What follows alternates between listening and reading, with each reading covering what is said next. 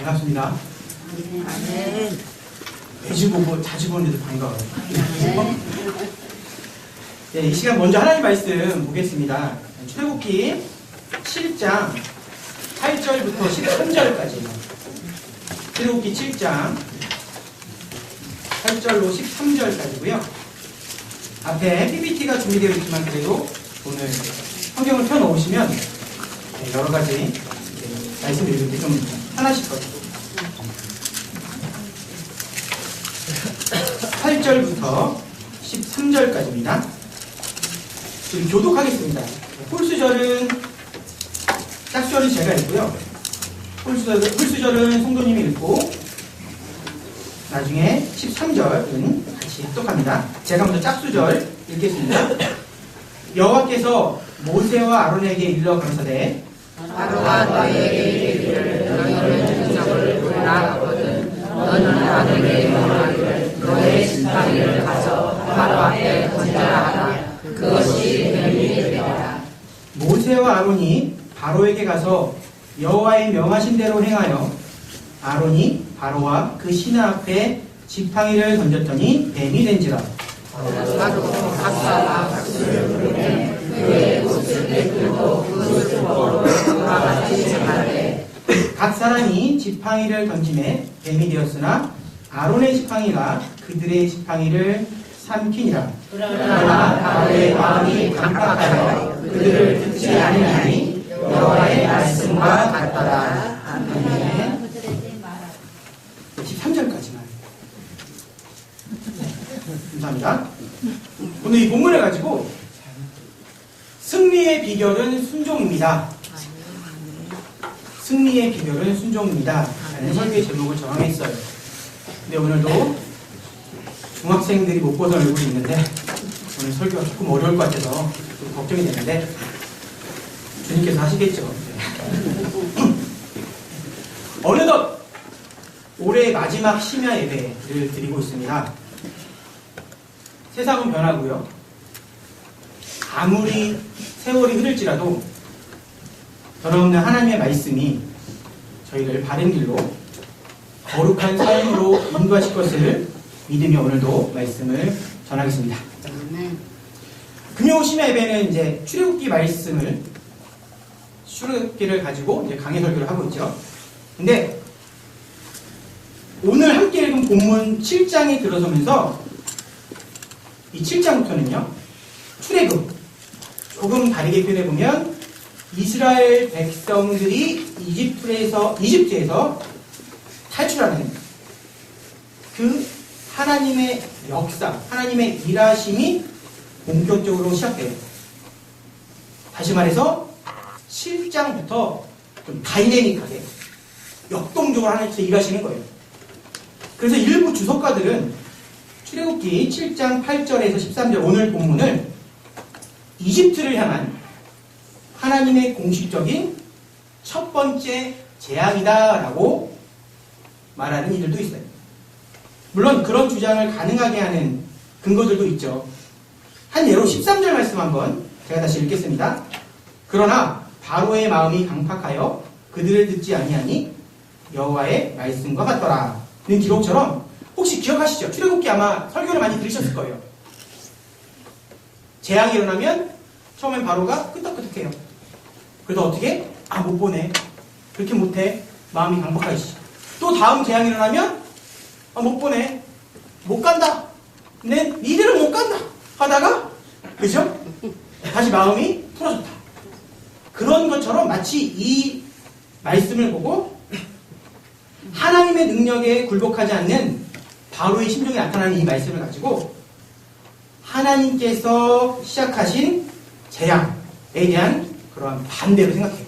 그래서 이 8절부터 13절까지의 말씀이 첫 번째 재앙에 대한 그러한 반발이다 라고 생각하는 주석가들도 있습니다. 그런데 전체적인 흐름상 이 사건은요, 앞으로 이어질 재앙들의 배경으로 보는 것이 더 적절해요. 다시요. 한마디로 서막, 전초전으로 보는 게 더 적절해요. 왜냐하면 뒤에 이어지는 다른 10가지 재앙들은요, 이집트 온 전역에 발생하죠. 온 나라를 휩쓰는 재앙이에요. 근데 오늘 본문에 기록된 모세와 아론, 이 두 형제와 바로의 첫 대결은 그 범위가, 그 영향력이 한정되어 있어요. 이집트 온 나라가 아니라 어디요?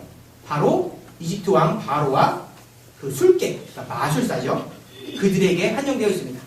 따라서 본문은 앞서 잠깐 말씀을 드렸지만 앞으로 시작될 재앙의 서론으로 보는 것이 바르니에요. 오늘 본문은 뭐라고요? 이제 죄송합니다. 어떤 일이 일어날 것인지에 대한 그러한 시작. 따라서 이 단락의 핵심은요, 재앙이 아니라 놀라운 그 뱀들이, 그러니까 지팡이가 뱀으로 변하는 그러한 어떻게 보면 놀라운 기적들이 혹은 재앙들이 핵심이 아니라 하나님께서 바로의 마음을 강팍하게 만드는 일에 초점을 맞추고 있어요. 성경의 흐름을 따르면, 문맥을 따르면 하나님께서 모세에게 말씀하신 대로 모든 사건은요, 가만히 보세요. 하나님의 계획대로 순차적으로 진행되고 있어요. 우리 PPT 3번 한번 보실 수 있어요? 예, 오늘 본문에 앞선 지난주 설교 본문인데 7장 3절로 4절입니다. 제가 읽겠습니다. 내가 바로의 마음을 강팍해 하고 나의 표징과 나의 이적을 애굽 땅에서 많이 행하리라마는 바로가 너희를 듣지 아니하더인즉. 하나님께서 예언하셨어요. 앞일을 알려주셨어요. 그리고 나서 정말로 7절부터 13절까지의 그 사건이 일어나고 어떻게 해요? 정말 바로의 마음이 강팍해지죠. 즉 앞선 하나님의 말씀을 이루기 위해서 오늘 본문은요, 바로의 마음을 완강하게, 요즘 표현을 할까요? 완고하게, 고집스럽게 만들어내는 거예요. 그래서 14절에는 이렇게 기록되어 있습니다. 14절 제가 읽겠습니다. 여호와께서 모세에게 이르시되 바로의 마음이 완강하여 백성 보내기를 거절하는도다. 조금 내용이 복잡한데요, 이런 거예요. 하나님께서 계획하신 그 뜻을 이루기 위해 오늘 본문 8절 13절 그 사건이 일어나고 이 사건을 통해서 정말로 바로의 마음이 못돼 먹어졌어요. 완고해졌어요. 그래서 이제 하나님께서 본격적으로 역사하시는 거예요. 그 하나님께서 일할 수 있도록 촉발시키는 그 조건이 바로 오늘 본문이에요. 요약하면 이거예요. 하나님의 뜻이 이루어지고 있다는 거예요. 이루어지고 있는데 그 시작을 어떻게 하나님께서 그 실마리를 풀어나가는 거예요. 뭘 통해서? 그 모세와 아론이 그 바로와 이집트에 있는 마술사들과의 그 충돌을 통해서 이제 하나님의 그 계획이 이루어져 간다는 거예요. 그런데 이쯤에서 짚고 넘어가야 할 게 하나 있습니다. 뭐냐면 앞으로 오늘 말씀을 시작으로 앞으로 계속 여러 가지 기적들이, 재앙들이, 이적들이 일어나는데 그 기적에 대한 우리가 올바른 이해를 갖고 있어야 돼요. 성경 속의 기적은요, 그 기적을 본 사람들을 놀랍게 하고 그들이 입을 떡 벌어지게 하는데 목적이 있지 않습니다. 그건 그 기적의 의도가 아니에요. 물론 그 사건들로, 그 기적들로 사람들이 관심을 가지고 주목하지만 그 기적을 통한 하나님의 궁적인 목적이 뭘까요? 기적의 목적이 뭘까요? 맞추시면 기도하고 내려갑니다. 궁극적인 목적은 뭐냐면 하나님이 누구신지 깨닫게 하려는 거예요. 근데 우리는 기적하면 그 놀라움과 명예로움에 신비한 마음을 뺏기는데 사실 그게 중요하지 않다는 거예요. 결국에는요, 하나님께서 기적을 통해 하나님의 이름과 그분의 영광을 온 땅에 떨치는, 선포하는 것이 바로 기적의 목표입니다. 출애굽기 9장 16절 말씀 제가 읽겠습니다. 내가 너를 세웠음은 나의 능력을 내게 보이고 내 이름이 온 천하에 전파되게 하였습니다. 시편 78편 3절로 4절. 이는 우리가 들은 바요 아는 바요 우리 열조가 우리에게 전한 바라. 우리가 이를 그 자손에게 숨기지 아니하고 여호와의 영예와 그 능력과 기이한 사적을 후대에 전하리로다. 하나님께서 일으키시는 놀라운 일들, 놀라운 기적들의 목적은 뭐예요? 하나님이 누구신지를 드러내는 거예요. 이와 같은 기적에 대한 이해는요, 신약 성경에도 똑같이 반복되어 드러납니다. 사도 요한은요, 자신이 기록한 복음서에서, 자, 우리 학생들이 많으니까 물어볼게요. 사도 요한이 기록한 복음서는 뭐죠? 정답입니다. 자, 가시면 안 돼요. 계속 들어야 돼요. 자, 예수님께서 사도 요한은요, 요한복음에서는요, 예수님께서 행하신 놀라운 기적을 기적이라고 기록하지 않았어요. 뭐라고? 표적이라고 반복해서 17번이나 기록합니다. 왜? 요한도 기적의 목적이 예수님이 누구신지를 드러내기 위해 사용된 것임을 어떻게 하는 거예요? 증언하는 거예요. 신약 성경에 보면 수많은 사람들이, 수많은 어리석은 무리들이 뭐의 마음을 뺏겨요? 기적에. 근데 그게 중요하게, 기적의 목적이 뭔데? 원래 궁극적인 목표가 뭔데요? 예수님이 누군지 알라고. 그러면 구약의 목적은 뭐예요? 기적의 목적은 하나님이 누구신지 알라고. 따라서 앞으로 펼쳐질, 이제 아마 다음 주겠죠, 펼쳐질 10가지 재앙과 그 이적들을 보면서 우리는 기적 자체에 대해서 집중하는 것이 아니라 그 기적을 일으키시는 누구? 하나님에 대해서. 동시에 하나님의 의도와 그분의 계획에 더욱더 집중해야 할 거예요. 자, 이렇게 기적에 대한 이해를 품고 이제 본문으로 이제 들어갑니다. 먼저 8절부터 10절까지입니다. 우리 PPT 한번 넘겨주세요. 8절로 10절 천천히 다 같이 합독하겠습니다. 8절입니다. 여호와께서 바로가 너희에게 이르기를 너희는 기적을 보이라 하거든 너는 아론에게 명하기를 너희의 지팡이를 가져 바로 앞에 전달하라. 그것이 뱀이 되리라. 모세와 아론이 바로에게 가서 여호와의 명하신 대로 행하여 아론이 바로와 그 신하 앞에 지팡이를 던졌더니 뱀이 된지라. 아멘. 8절과 9절 내용, 미리 앞서서 하나님께서 말씀하신 대로 바로가 모세와 아론에게 증거를 보여달라고 하죠. 또 하나님이 보내서 왔어? 그 증거를 보여라. 그러니까 10절에서 아론이 뭐래요? 지팡이가 뱀으로 변하는 기적을 보여줘요. 죄송합니다. 같이 감기가 안 나서. 그런데 예상치도 못한 일이 벌어지죠. 오늘 본문을 잘 보세요. 본문을 마치 영화나 TV 드라마나 우리의 실생활을 한번 그려보세요. 그 예상치도 못한 일이 벌어져요. 뭐가 벌어져요? 애굽의 마술사들도 똑같은 기적을 행해요. 11절 말씀, 바로도 박사와 박수를 부르매 그 애굽 술객들도 그 술법으로 그와 같이 행하네. 여기 계신 분들, 저희들이야 그 출애굽의 전말이라고 하죠. 시작과 끝을 이미 알고 지금 글로 읽으니까 그냥 넘어갈 수 있어요. 근데 정작 그 당시에 이 상황을 직면한 모세와 아론은 어땠을까요? 그죠? 당황했죠. 요즘 말로 멘탈이 무너진 거예요. 순간 내가 하나님의 뜻대로 일으킨 그 기적이 되게 초라해 보였을 거예요. 분명히 하나님께 주신 능력으로 하나님의 뜻대로 기적을 보였어요. 그들의 마음속은 어떻게? 그것이면 충분할 줄 알았는데 예상을 넘어서는 부끄러운 일이 일어났죠. 제가 그 순간을 조금 과장되게 표현해 볼게요. 기억이 딱 남도록. 바로가 뭐라고요? 자, 증거를 보여라. 아론이 지팡이를 딱 들고 있다가 딱 던져요. 모르면요, 뱀을 쉬. 성경에는 안 나왔습니다. 바로요, 이런 기적을 본 적이 있어?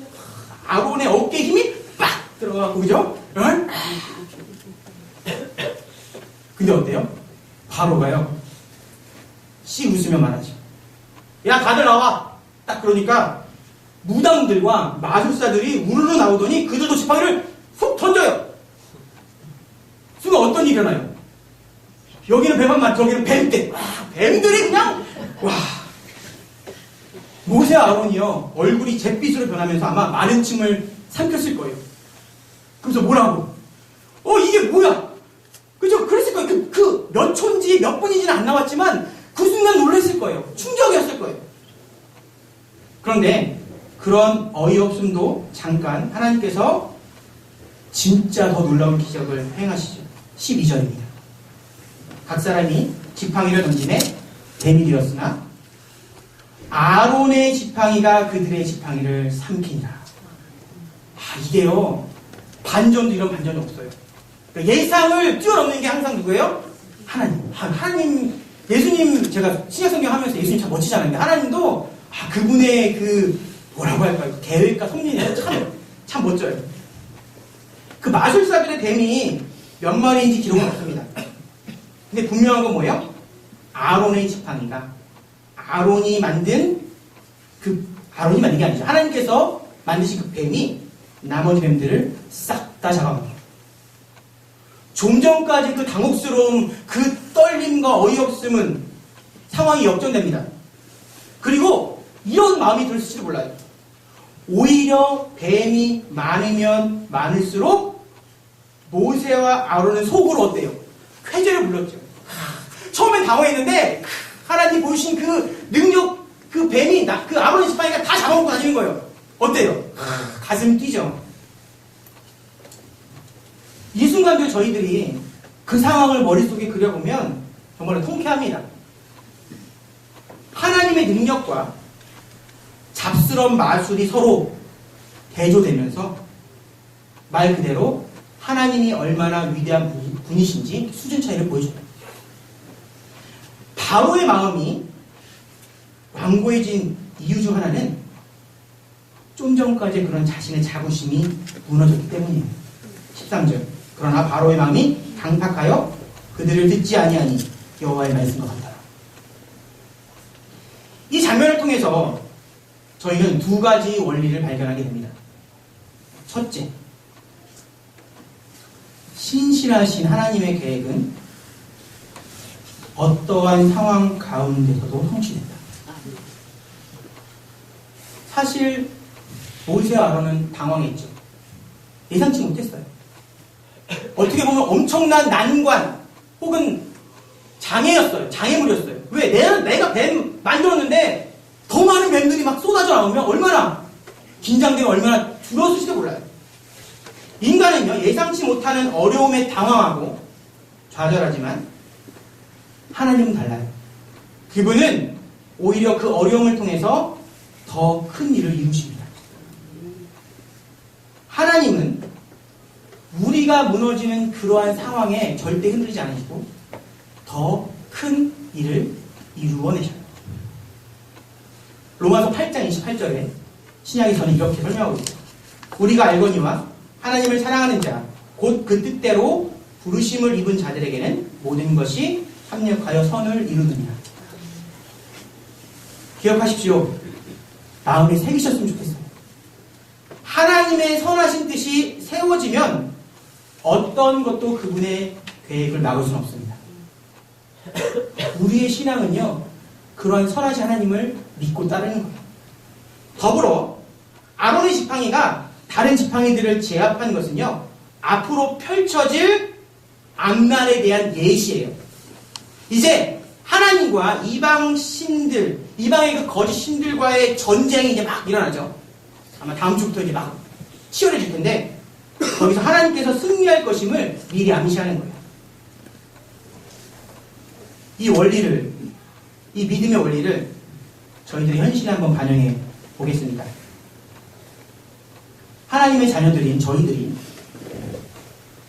하나님의 뜻에 순종만 한다면 분명 우리의 삶 가운데 여러 가지 유혹과 핍박이 있을 거예요. 근데 있을지는 몰라도 결국은 승리할 것이고요.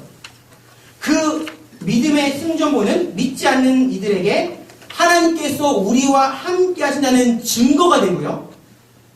결국에는 하나님이 누구신지 그들도 알게 될 거예요. 중요한 건 뭐냐면 우리가 그런 하나님을 얼마나 신뢰하는가. 믿음의 가족 여러분, 우리가 걱정하고 염려할 것은요, 악화되어가는 상황이 아닙니다. 우리는 항상 어디에요? 내 흔들리는 마음에 정말로 점점 나빠지는 상황에 걱정하고 괴로워하고 좌절하잖아요. 근데 우리가 정말 걱정할 건 그것이 아니라 우리가 하나님 뜻대로 제대로 가고 있는지를 점검하는 것이 중요해요. 왜요? 하나님은 절대 변하지 않으시거든요. 하나님에 대한 우리의 신뢰가 흔들리지 않는 것이 중요합니다. 바라기는 이 시간에 하나님의 신실하심과 그분의 약속을 정말로 매 순간이라도 잊지 않는 믿음의 자녀가 되길 축원합니다. 그게 저희들이요 세상에서 승리하는 비결이에요. 순종만이 승리의 비결입니다. 자, 그렇다면 두 번째 원리 뭘까? 오늘 본문을 잘 상황을 살펴볼게요. 하나님 뜻에 대항하는 인간들이 나오죠. 근데 그런 인간의 지혜와 여러 가지 방편, 수단들은요, 오히려 더 상황을 좋게 만들까요? 악영향을 미칠까요? 악영향을 미쳐요. 다시요. 하나님 뜻에 대항하는 인간의 지혜와 방법들은요, 오히려 상황을 악화되게 만듭니다. 애굽의 왕 바로와 그의 신하들이었던 박사, 술객들은요, 그 당시 누구보다 지혜로운 자들이었어요.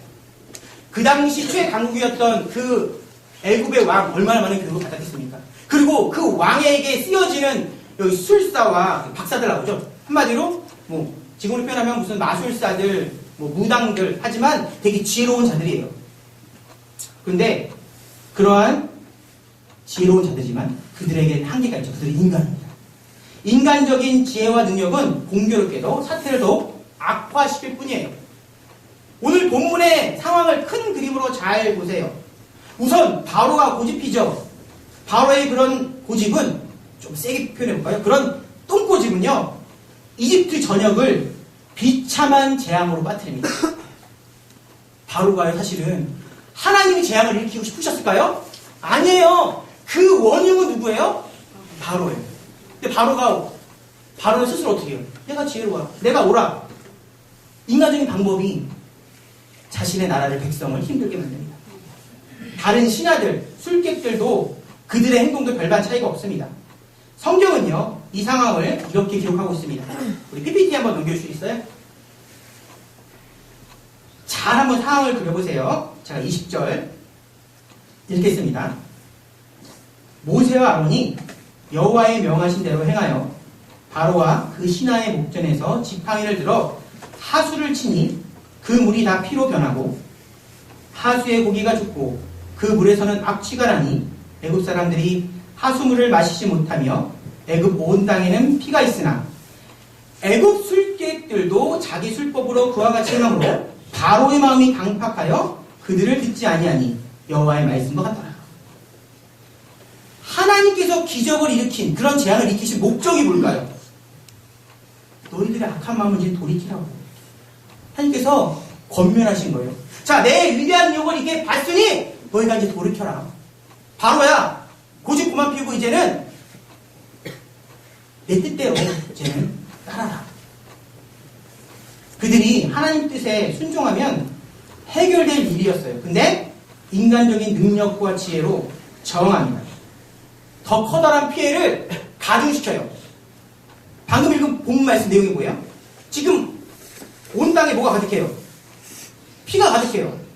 근데 나도 그렇게 할 수 있어. 우리도 그렇게 할 수 있어. 인간적인 교만함에 어떤 사고를 쳐요?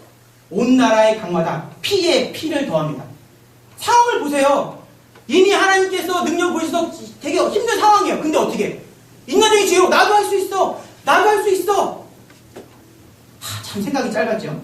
그뿐만이 아니에요. 뒤에 제가 읽어드리겠습니다. 출애굽기 8장 6절로 7절입니다. 아론이 팔을 애굽 물들 위에 펴매 개구리가 올라와서 애굽 땅에 덮이니 술객들도 자기 술법대로 이와 같이 행하여 개구리로 애굽 땅에 올라오게 하였더라. 이게 뭔가 그 대결 구도처럼 보이잖아요. 하나님의 능력을 보이니까 우리도 못지않게 안 하고 보이잖아요. 근데 잘 생각해 보세요. 하나님의 능력으로 개구리떼가 등장하자 술객들도 자신의 능력으로 개구리를 모아요. 근데 그 상황을 보세요. 스스로 더욱더 안 좋은 상황을 만들어가는 거예요. 지금 뭐예요? 자기 나라거든요. 자기 생활 터전이거든요. 스스로 무덤을 파는 거예요. 설상가상이라고. 보세요. 만약 그들이 정말로 지혜로웠다면, 조금이라도 생각이 있었다면, 그들에게 정말로 올바른 능력이 있었다면 개구리를 어떻게 해야 돼요? 없앴어야 되죠. 하나님께서 이렇게 능력을 일으키시면 우리도 할 수 있어. 정말로 지혜로웠다면 개구리들을 물러가게 해야 돼. 근데 어떻게 해요? 참 생각이 짧아요. 어떻게 해요? 개구리 다 모여! 더 모여!